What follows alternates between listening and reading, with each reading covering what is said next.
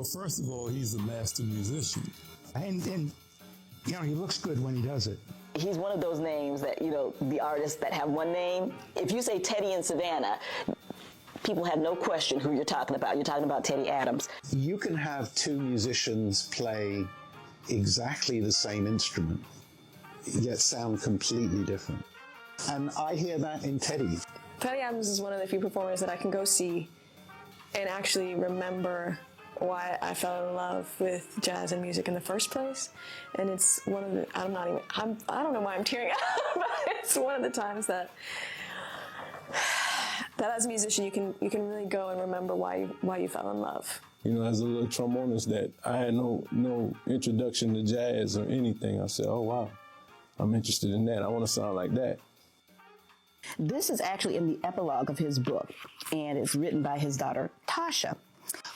She calls him a luminary, a titan of rhythm, a maestro of the soul, and a guardian of the art form commonly known as jazz. I can't say it any better than that.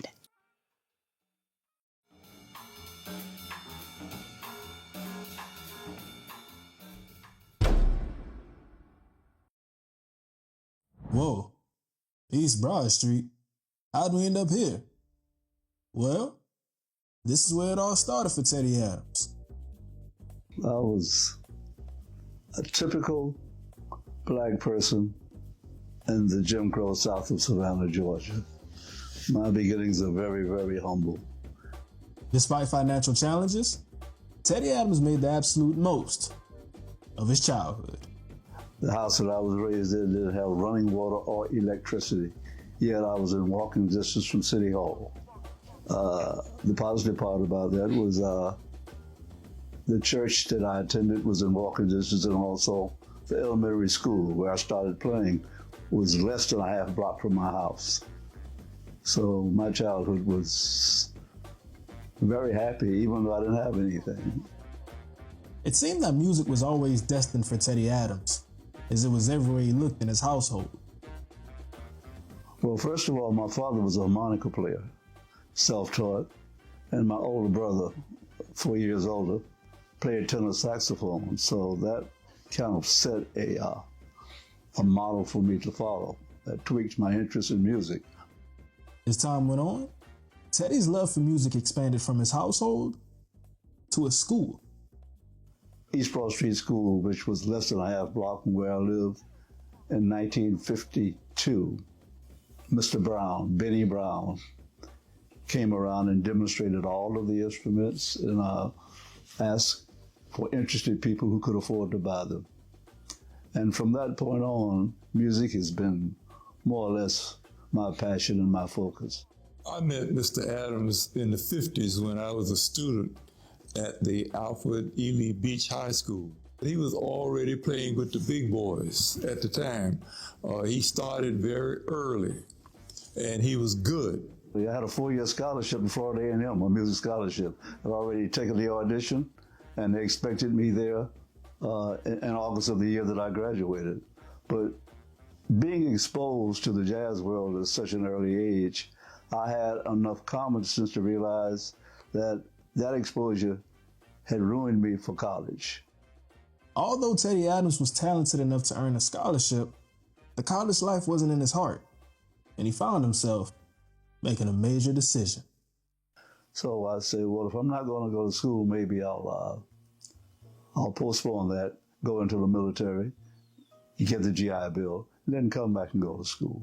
However, the 4-year tour of the Air Force turned into about 10.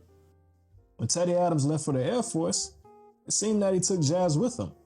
Upon his return to Savannah, the same musicians were still there, but the music was gone.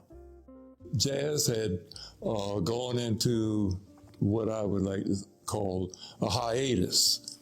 I never figured that out because upon returning to Savannah, the same musicians that I left here were still here, but the music had diminished.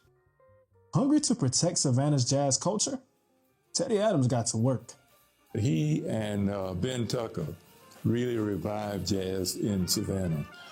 They started what was called the welfare society, and they would give jazz mini concerts. We pack their auditorium there, their space there every month. So I knew then that we had accomplished something.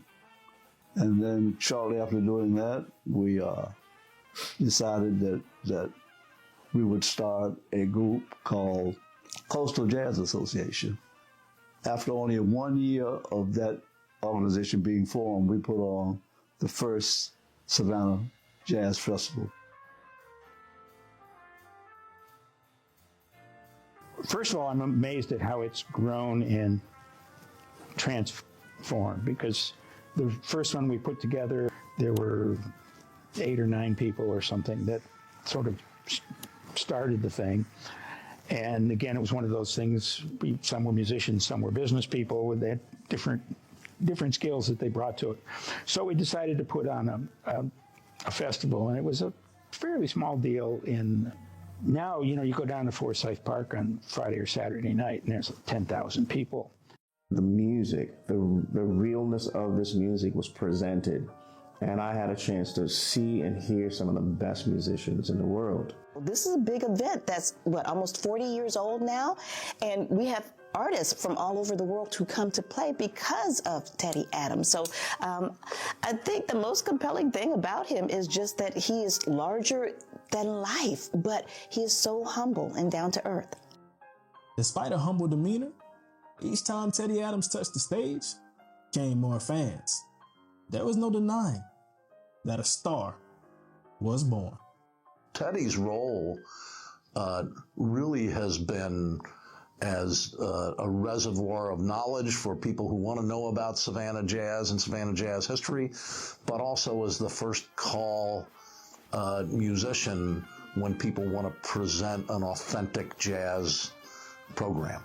When I hear Teddy play, you hear his warmth, you hear his sincerity, you hear his, humanity as a human being, and that comes out in his playing. And I think that's a hallmark of all great jazz musicians, is that you really feel their essence, when you hear them play. Over time, Teddy Adams racked up a variety of achievements, from being elected into the Savannah Jazz Hall of Fame, earning Savannah State's prestigious Richard R. Wright Award, being named the official jazz ambassador of Savannah, and more. Teddy's stardom spans both on and off of the stage, but his goal is much more than individual awards, and he uses that same passion to teach the next generation of jazz. Whatever students that I have taught, when I think of the happiness that I have gotten from being a jazz musician and taking advantage of what the art form of jazz offers, I want them to experience the same thing.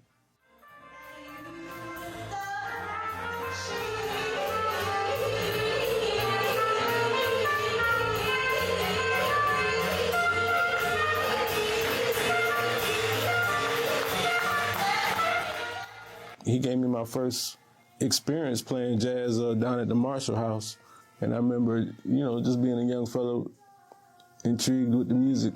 I would just go hang out, hear him play, and I'm like, just try to steal all his stuff, man, Thank you, Mr. Adams, for, he was the, he started us all.